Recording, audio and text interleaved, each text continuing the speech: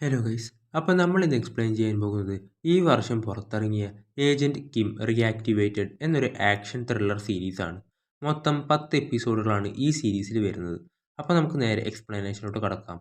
അതിനു മുമ്പ് എൻ്റെ ചാനൽ ഇതുവരെ സബ്സ്ക്രൈബ് ചെയ്തില്ലെങ്കിൽ തീർച്ചയായും സബ്സ്ക്രൈബ് ചെയ്യുക. ഈ എപ്പിസോഡിൻ്റെ തുടക്കത്തിൽ കാണിക്കുന്നത് 5 മാസങ്ങൾക്ക് മുമ്പുള്ള കാര്യമാണ്. മിന്നിൻ്റെ ക്ലാസ്സാണ് കാണിക്കുന്നത്. അവളുടെ ഫ്രണ്ട് വന്ന് എൻ്റെ ഫോൺ ക്ലാസ്സിൽ ഗെയിം കളിച്ചുകൊണ്ടിരുന്നപ്പോൾ പൊക്കി. എനിക്കാണെങ്കിൽ നല്ല ബോറടിയാണ്, നിൻ്റെ ഫോണൊന്ന് തരുമോ? 4th പീരീഡ് തിരിച്ചു തരാം, നമ്മൾ ബെസ്റ്റ് ഫ്രണ്ട്സ് അല്ലേ. അങ്ങനെ അവൾ കൊടുക്കും. ഈ ഫോൺ നിനക്ക് മാറ്റാറായില്ലേ, ഇത് എൻ്റെ അച്ഛൻ്റെ അടുത്തുള്ള പോലെയാണല്ലോ എന്നൊക്കെ പറയുന്നുണ്ട്. ഇവളുടെ ക്ലാസ്സിലുള്ള കുട്ടികളുടെ ഫോണൊക്കെ ലേറ്റസ്റ്റ് മോഡലായിരിക്കും. ശേഷം ഇവൾ വീട്ടിലെത്തി ഫുഡൊക്കെ ഉണ്ടാക്കി കിമ്മിനെ കഴിക്കാൻ വിളിക്കും. അച്ഛനെ നന്നായി തീറ്റിക്കുന്നുണ്ട്. എന്നിട്ട് പതുക്കെ അവൾ വിഷയത്തിലോട്ട് വരും. എനിക്കൊരു പുതിയ ഫോൺ വേണമായിരുന്നു. അതെന്തേ, കയ്യിലുണ്ടായിരുന്നത് പൊട്ടിയോ? ഇല്ല, പക്ഷെ കുറേ വർഷമായില്ലേ ഇത് തന്നെ യൂസ് ചെയ്യുന്നത്. എല്ലാവരുടെ അടുത്തും നല്ല ഫോണാണ്, ഇത് കണ്ടില്ലേ, ഇതും കൊണ്ട് ഞാൻ എങ്ങനെ സ്കൂളിൽ പോവുക? അപ്പോൾ തന്നെ കിം അവൻ്റെ ഫോൺ എടുത്ത് കാണിച്ചു കൊടുക്കും. എങ്കിൽ നിങ്ങൾക്കെങ്കിലും ഒരു പുതിയ ഫോൺ വാങ്ങിക്കൂടെ, ഞാൻ എൻ്റെ റൂമിൽ പോയി കഴിച്ചുകൊണ്ട് എന്ന് പറഞ്ഞ് അവൾ പോകും. ശേഷം രാത്രി സ്കൂൾ വിട്ട് അവൾ വീട്ടിലേക്കെത്തും. റൂമിലെത്തുമ്പോൾ അവിടെ മേശയിലായി പുതിയ ഫോൺ വാങ്ങിച്ചതായി കാണുന്നു. ഇവൾ അത് കണ്ടതും ഭയങ്കര ഹാപ്പിയാവും. ഇവൾ ആ എക്സൈറ്റ്മെൻറ്റ് ഒന്നും പുറത്ത് കാണിക്കാതെ അച്ഛാ ഐ ലവ് യു എന്നും പറഞ്ഞു പോകുന്നു. ഇത് കേട്ട കിമ്മിനും ഒരു ചിരിയൊക്കെ വരും. ഒരു ഹാർട്ട് ഷേപ്പിലുള്ള കീ ചെയിനും അതിൻ്റെ കൂടെ അവൾ കാണും. ശേഷം പ്രസൻറ്റ് കാലം കാണിക്കുന്നു. കഴിഞ്ഞ എപ്പിസോഡിൽ കാണിച്ച പോലെ കിമ്മിന് മകളുടെ നമ്പറിൽ നിന്ന് കോള് വരുന്നു. അവൻ ആ കോൾ എടുത്ത് മിഞ്ചി എന്ന് വിളിക്കുന്നതും അത് കട്ടാവും. തിരിച്ചു വിളിക്കുമ്പോൾ കിട്ടുന്നുണ്ടാവില്ല. ഈ ദേഷ്യത്തിൽ അവിടെയുള്ള ലോക്കറിനിട്ട് ഇടി കൊടുത്ത് അവൻ പോകും. പോലീസുകാരൻ്റെ മോന്ത ഭാഗ്യത്തിന് ചളിങ്ങിയില്ല. ശേഷം ഗിംചിലിനെ കാണിക്കുന്നു. അവനെ ലൊക്കേറ്റ് ചെയ്തോ, നോക്കിക്കൊണ്ടിരിക്കുകയാണ്. അപ്പോൾ ഒരു ഫോൺ ട്രേസ് ചെയ്യാൻ എന്താ ഇത്ര താമസം? അപ്പോൾ അവൻ്റെ ഡാറ്റയിലോട്ട് എത്തിപ്പെടാൻ അങ്ങോട്ട് പറ്റുന്നില്ല. അവൻ്റെ മകളെ വീണ്ടും വിളിക്കും, പക്ഷെ കിട്ടില്ല. ശേഷം ഓഫീസിലിരിക്കുന്ന സാങ്ങിന് ഒരു കോള് വരും. പെട്ടെന്ന് തന്നെ ഇവൾ അവിടുന്ന് പോകുന്നു. അത് കഴിഞ്ഞ് വേറൊരാൾക്ക് ഇതുപോലെ കോള് വരും. ഇയാളാണ് കഴിഞ്ഞ എപ്പിസോഡിൽ പാർക്കിൻ്റെ വൈറലായ വീഡിയോയിൽ കിമ്മിനെ കണ്ടപ്പോൾ ഒന്ന് സ്റ്റക്കായില്ലേ, അയാളാണത്. ഇയാളെ നമുക്ക് ചോയ് എന്ന് വിളിക്കാം. ഇയാൾ ചെന്ന് ഒരു ബെഡ് പൊക്കുമ്പോൾ അതിലൊരു ഗണ്ണുണ്ടാവും. ശേഷം ജൂനോട് വൈഫ് അവൾ റൂമിൽ നിന്ന് പുറത്തിറങ്ങുന്നില്ല, സ്കൂളിലേക്കും പോകുന്നില്ല, എന്തേലും പറഞ്ഞാൽ എന്നോട് ചൂടാവും. എന്നിട്ട് ജൂ അന്ന് ഇവൻ്റെ മകൾ ചോദിച്ച കാര്യം ഓർക്കും. മിന്നിൻ്റെ അച്ഛൻ്റെ ജോലി എന്താണെന്ന് ചോദിച്ചില്ലേ, അത്.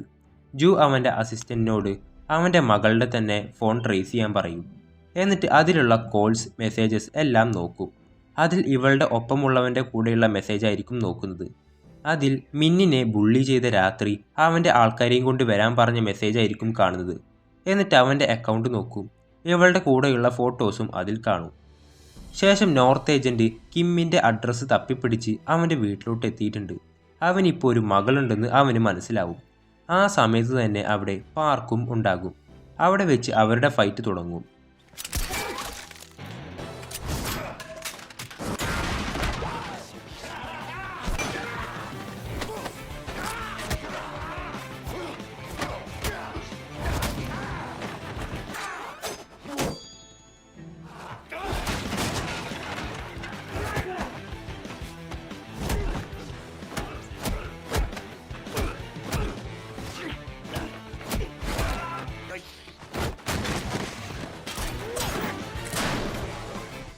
അവിടെ പാർക്കിൻ്റെ കൂടെ മുട്ടി നിൽക്കാൻ പറ്റാതെ വരുമ്പോൾ നോർത്ത് ഏജൻറ്റ് കണ്ടം വഴി മുങ്ങും, ഒന്നും അറിയാത്ത പോലെ.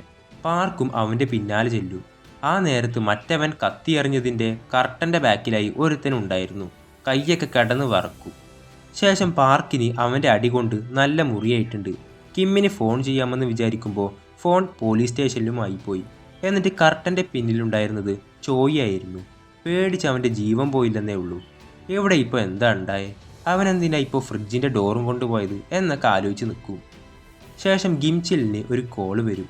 അത് ചോയ് ആയിരിക്കും. ഇവൻ്റെ ആളാണ് അവൻ. ഏജൻറ്റ് കിമ്മിൻ്റെ വീട്ടിലേക്ക് ഒരുത്തൻ വന്നിരുന്നു. നോർത്ത് കൊറിയയിൽ നിന്ന് ഒരുത്തനാണ് വന്നത്. അതുപോലെ പാർക്കും ഉണ്ടായിരുന്നു. വലിയൊരു ഫൈറ്റ് ഇവിടെ നടന്നു. ഗിംചിൽ പാർക്കോ, അവനുണ്ടോ ഇതിൽ? ഇവന്മാർ എന്ത് കളിയാണോ കളിക്കുന്നത്? ആ സമയം കിമ്മിൻ്റെ ലൊക്കേഷൻ അവർ കണ്ടെത്തിയെന്ന് ഇൻഫോർമേഷൻ കൊടുക്കും. അവനിപ്പോൾ ഒരു ടൈക്കോണ്ടോ സ്റ്റുഡിയോയിലാണെന്ന് പറയും. അവിടുത്തെ മാസ്റ്റർ സിയോങ് എന്നൊരുത്തരാണ്. ടൈക്കോണ്ടോയിൽ ഒളിമ്പിക് ഗോൾഡ് മെഡലിസ്റ്റാണ്. അവൻ റിട്ടയർ ആയതിനു ശേഷം ഗവൺമെൻറ് അവനെ സൗത്ത് കൊറിയയിൽ കിമ്മിൻ്റെയും പാർക്കിൻ്റെയും കൂടെ NIS സ്പെഷ്യൽ ഏജൻ്റായി റിക്രൂട്ട് ചെയ്തു. അവിടെ സ്റ്റുഡൻസിന് ക്ലാസ് എടുത്തുകൊണ്ടിരിക്കുമ്പോഴാണ് അവിടേക്ക് കിമ്മ് വരുന്നത്. ശേഷം അവൻ ഉണ്ടായ കാര്യങ്ങൾ സിയോങ്ങിനോട് പറയും. മിന്നിനെ കാണാനില്ലെന്നും ചിലപ്പോൾ മരിച്ചു പോയിട്ടുണ്ടാകുമെന്നും പറയും. ഞാനൊരു മെസ്സേജ് കണ്ടു, ഒരു കോളും വന്നു, പക്ഷേ എടുത്തപ്പോൾ ആരും സംസാരിച്ചില്ല. ചിലപ്പോൾ എന്നെ ഇപ്പോൾ ആരെയും ട്രാക്ക് ചെയ്യുന്നുണ്ടാകും. അവരെ ഇങ്ങോട്ട് വരുത്തിയതിൽ എന്നോട് ക്ഷമിക്കണം. സിയോങ്, നമുക്കാദ്യം മിന്നിൻ്റെ ഫോൺ ട്രേസ് ചെയ്യാം, എന്നിട്ടൊരു കീ എടുക്കും. ആ നേരത്താണ് അവിടേക്ക് ഗിംചിൽ വരുന്നത്. കിം അവിടെ ഒളിച്ചിരിക്കുന്നുണ്ട്. അവർ കിമ്മിനെ തപ്പി വന്നതാണ്. നീ ഒരു സൗത്ത് കൊറിയനാണ്, അതുകൊണ്ട് ഇതിൽ നിന്ന് മാറി നിൽക്കുന്നതാണ് നിനക്ക് നല്ലത്. ആ കുട്ടി മാസ്റ്റർ ഓടിക്കോ എന്ന് പറഞ്ഞ് ആളുടെ മണിയടിച്ച് അവിടുന്ന് ഓടും. പെട്ടെന്ന് തന്നെ അവിടെ അടി തുടങ്ങും.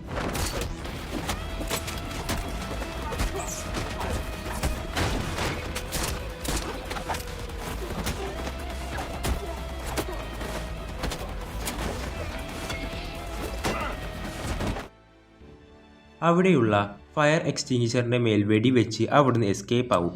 പക്ഷെ വീണ്ടും ആളുകൾ അവരെ വളയും. ഇവർ ഷൂട്ട് ചെയ്ത് അതിനെ ഡിഫെൻഡ് ചെയ്യുന്നുണ്ട്. ആ നേരം ഒരു റോപ്പ് സെറ്റ് ചെയ്ത് അതുവഴി താഴെ ഇറങ്ങും. വണ്ടി എടുത്ത് പോകുന്നതിനിടയിൽ അവരുടെ വണ്ടിയുടെ ടയർ കേടാക്കിയാണ് പോകുന്നത്.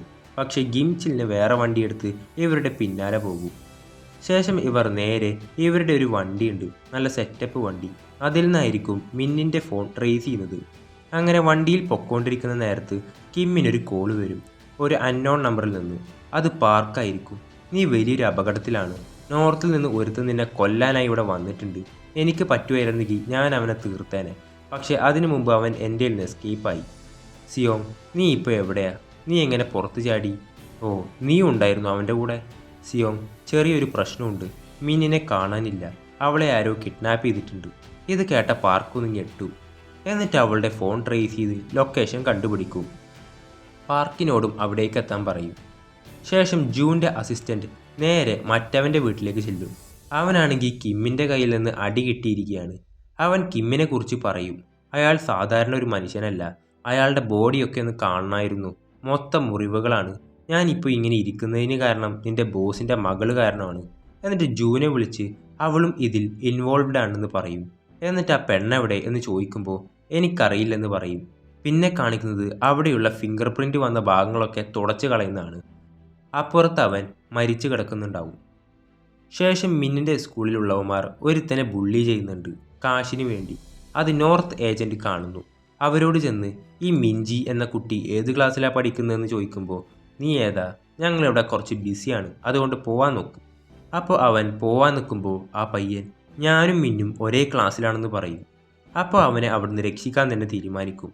അവിടെയുള്ളവന്മാരെ അടിച്ച് അവളെപ്പറ്റി ചോദിക്കുമ്പോൾ അവളെ സസ്പെൻഡ് ചെയ്തുകൊണ്ട് ഇപ്പോൾ ക്ലാസ്സിന് വരാറില്ലെന്ന് പറയും. ചിലപ്പോൾ അവൾക്കൊരു ഫ്രണ്ട് ഉണ്ട്.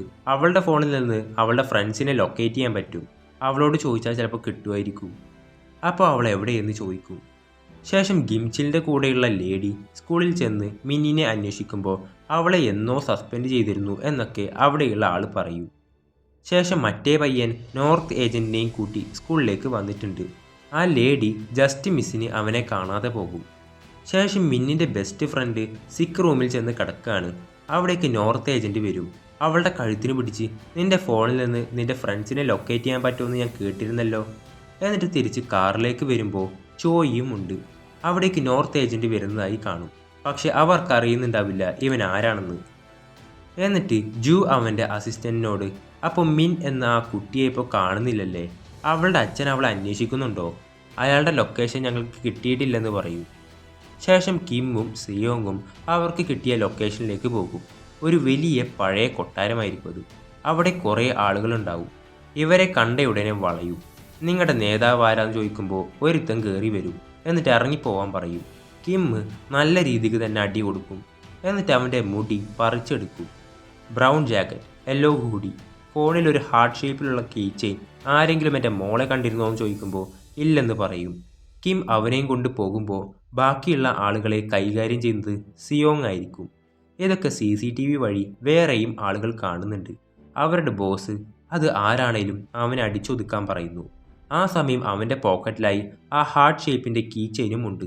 അതിൽ ബോക്സിംഗ് അറിയുന്ന ഒരുത്തൻ വന്ന് കിമ്മിനോട് വേഗം സ്ഥലം വിട്ടോന്ന് പറയും.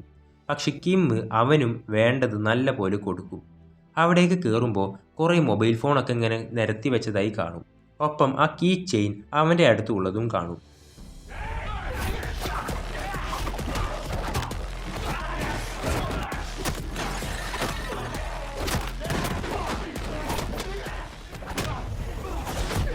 ഇവിടെ താഴെ സിയോങ് എല്ലാത്തിനെയും ഒതുക്കിയിട്ടുണ്ട്.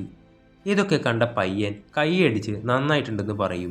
കിം, നിനക്ക് എവിടുന്നാണ് ആ മൊബൈൽ കിട്ടിയത്? ഓ ഇതോ? എന്നിട്ട് ആ ഫോൺ ഓൺ ചെയ്ത് അതിലുള്ള മിന്നിൻ്റെ ഫോട്ടോ നോക്കി ഇവൻ നക്കു. ഇത് കണ്ട് ദേഷ്യം വന്ന കിം അവനെ അടിക്കുന്നു. അടിച്ചൊരു പരുവാക്കിയിട്ടുണ്ടാവും. സിയോങ്, നീ ഇവനെ കൊല്ലാൻ പോവാണോ? മിൻ എവിടെയെന്ന് നമുക്കറിയണ്ടേ? അവനോട് നിനക്ക് മിൻജിയെ അറിയുമോയെന്ന് ചോദിക്കുമ്പോൾ എനിക്കറിയില്ല, ഞാൻ അവളെ കണ്ടിട്ട് പോലും ഇല്ലെന്ന് പറയും. അപ്പോൾ നിനക്ക് എവിടുന്ന ഈ ഫോൺ കിട്ടിയത്? അത് ശരിക്കും വഴിയിൽ നിന്നൊരു പിച്ചക്കാരൻ്റെ അടുത്ത് നിന്ന് കിട്ടിയതാണ്. എന്നിട്ട് അതിൽ അവളുടെ ഫോൺ എടുത്ത് അതിലുള്ള ഫോട്ടോസൊക്കെ നോക്കും. അതിൽ കിമ്മിൻ്റെ ഒരുപാട് കോൾസ് വന്ന് കിടക്കുന്നതായി കാണും. ആ സമയം അവൻ്റെ കൈ തട്ടിയാണ് കിമ്മിൻ്റെ ഫോണിലേക്ക് കോള് പോകുന്നത്. അപ്പോൾ കിം ആ കോൾ എടുക്കും. ഇവൻ പെട്ടെന്നത് കട്ടാക്കുന്നു. ആ പോലീസ് സ്റ്റേഷനിലുള്ളപ്പോൾ മിന്നിൻ്റെ ഫോണിൽ നിന്ന് വിളിച്ചത് ഇങ്ങനെയായിരുന്നു.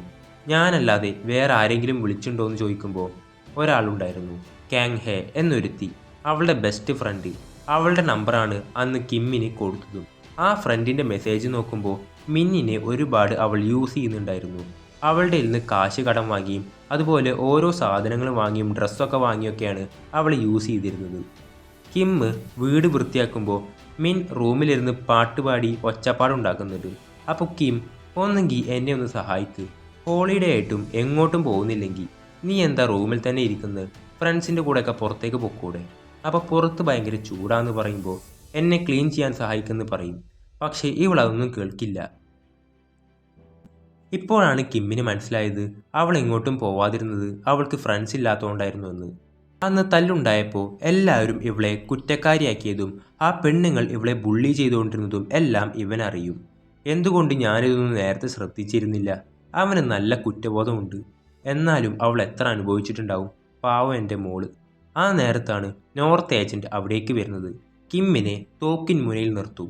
അങ്ങനെ അതും കാണിച്ചുകൊണ്ടാണ് ഈ എപ്പിസോഡ് അവസാനിക്കുന്നത്. അപ്പോൾ അടുത്ത എപ്പിസോഡ് ഉടൻ വരുന്നതാണ്. ആ എപ്പിസോഡുകളെല്ലാം മിസ്സാവാതിരിക്കാനായി ഈ ചാനൽ ഒന്ന് സബ്സ്ക്രൈബ് ചെയ്യുക.